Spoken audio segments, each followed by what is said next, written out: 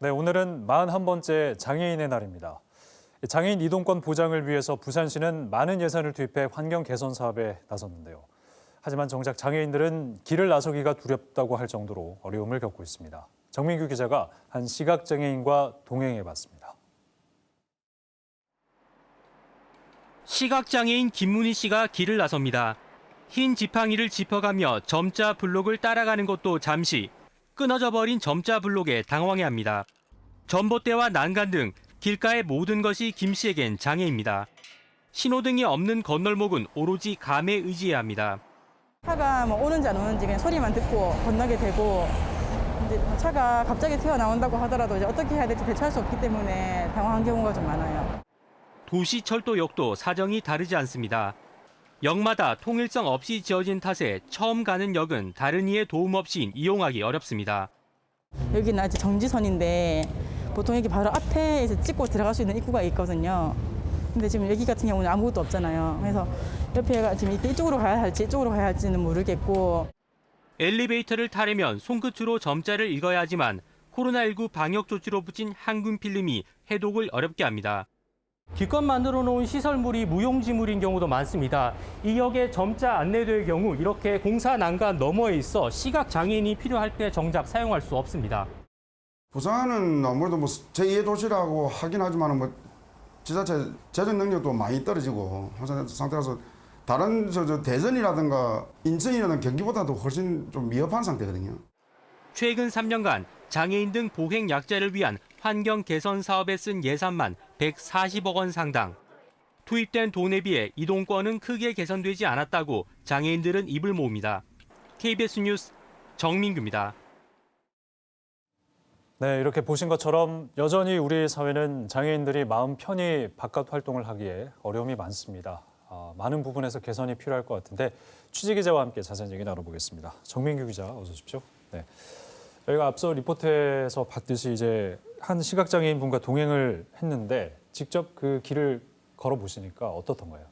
네, 저희 취재진은 부산시 시각장애인 복지연합회의 도움을 받아서 직장인인 시각장애인과 함께 퇴근길을 동행을 했습니다. 네. 실제로 이 시각장애인 같은 경우에는 평소 도시철도를 이용해 출퇴근을 한다고 하는데요. 네네. 이날은 평소 이용하던 역이 아닌 다른 역을 저희와 함께 이용을 해봤습니다. 시작부터가 쉽지 않았는데요. 전봇대나 난간, 차량 진입 차단봉, 주차된 차량 등 도로 위의 모든 것이 걸림돌이 됐습니다.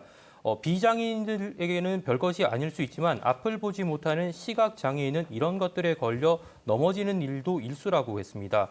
건널목은 신호등이 있는 곳은 음성 안내기가 있기는 했는데요. 이마저도 작동하지 않는 경우가 많다고 동행한 시각장애인인 김문희 씨가 설명해 줬습니다. 부산시가 내세운 게 장애인이 불편을 겪지 않는 이른바 베리어 프리 부산인데 현장에서는 아직 장애인들이 겪는 불편이 해소되지 않는 모습이었습니다. 네, 그래도 부산시가 장애인 보행권 확보를 위해서 그동안 뭐 정책도 수립하고 예산도 투입하고 많은 노력들을 해왔는데 그 예산 그동안 어디에 쓰였는지 한번 짚어봐야 될 것 같습니다. 네, 맞습니다. 부산시가 2019년부터 2년간 장애인 등 보행 약자를 위해 투입한 예산은 110억 원 가량입니다. 네. 2019년 18억 원을 처음 투입을 했고요. 지난해에는 90억 원을 썼습니다. 예. 부산시가 보행 약자를 위한 개선 사업을 본격적으로 시작한 것도 이 예산을 투입한 시점인데요.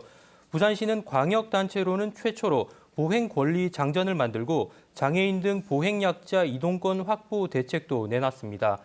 장애인 보행 밀집 지역 등의 예산을 투입하고 무장애 보행길도 만들겠다고 했습니다.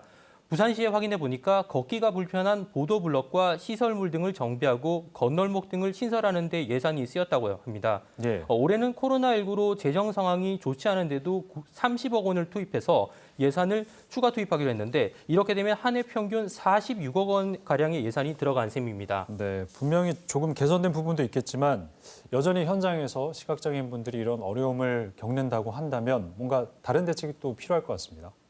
네, 문제점을 보면 우선 부산시가 투입한 예산이 지금까지는 일부 지역에 집중이 됐습니다. 부산시는 장애인 보행 밀집 지역에 예산을 단계적으로 투입한 것이다 이렇게 설명을 했는데요. 네. 그러다 보니까 부산 전체의 보행 환경이 크게 개선됐다고 체감하기에는 어려움이 있는 게 사실입니다. 예. 장애인의 보행권과 이동권의 예산을 집행하는 것도 저마다 다른데요.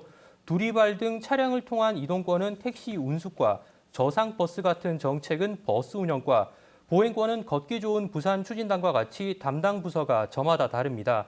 또 단체 등을 통한 예산은 장애인 복지과 등을 통해 집행되는 구조입니다.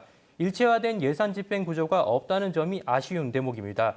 이 때문에 장애인 단체는 장애인을 위한 정책을 구심점 있게 추진할 기구가 필요하다고 강조했습니다. 네, 정책 수요자인 장애인을 중심으로 좀 실효성 있게 정책이 개편돼야 될 필요가 있다라는 생각이 드네요. 오늘 수고하셨습니다.